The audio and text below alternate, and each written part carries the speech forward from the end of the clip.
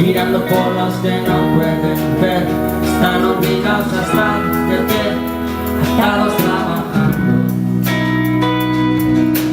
No quieres cantarte, ellos no se pueden quitar las letras para trabajar, ni siquiera las tienen. Los puños se les toman también, a gusto se cenaría lo que ayer no quisiste. Mientras pueda cantaré por los que no pueden cantar, hoy tal vez los recuerdos.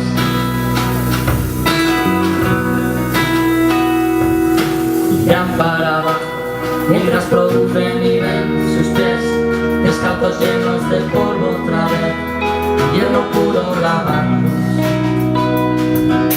Hoy diré que su vida forma parte de nosotros y podamos respirar, ellos están hablando entre todos con calor, por los que no pueden venir, encendamos la mesa.